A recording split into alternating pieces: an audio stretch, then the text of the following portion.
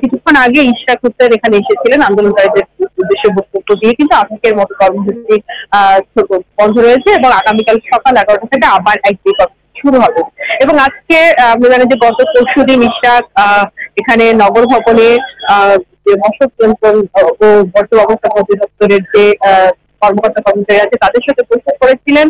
আজকেও জরুরি সেবা কার্যক্রম অনেকের সাথে বৈঠক করতে ইশরাক।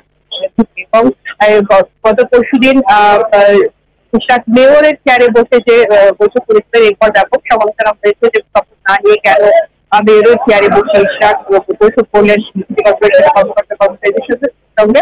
সে বিষয়ে ইশরাক আজকে দেখা দিয়েছেন। ইশরাক কিছুক্ষণ আগে সাংবাদিকদের বলেছেন যে সরকারের পক্ষ থেকে ইশরাকের এই আন্দোলনকে বানচাল করে দিতে, আন্দোলনকে ভিন্নভাবে দেখা করতে বিভিন্ন ধরনের ষড়যন্ত্র চালানো হচ্ছে। এবং তিনি স্থানীয় সরকার উপদেষ্টা আসিফ মাহমুদ সজীব ভুঁইয়ার সমালোচনা করে বলেছেন যে এক ধরনের স্বৈরাচারী মনোভাবের কারণে তাদের দাবি মেনে নেওয়া হচ্ছে না। এবং ঢাকাবাসী ভোটে নির্বাচিত মেয়র হিসেবে নিজেকে ব্যাখ্যা করে তিনি বলছে আদালতের রায় যেখানে তাকে মেয়র হিসেবে ঘোষণা করা হয়েছে সেখানে কেন সরকারের পক্ষ থেকে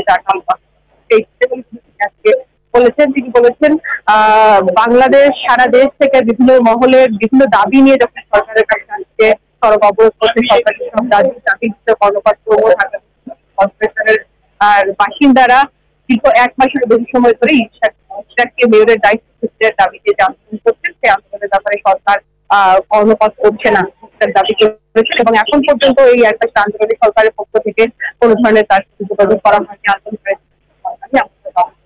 এবং একই সাথে গত 3 দিন থেকে কিন্তু সিটি কর্পোরেশনের জরুরি সেবা কার্যক্রম ইশরাক নেতৃত্ব দিচ্ছেন, এই কার্যক্রমগুলো যাতে চালু হয়।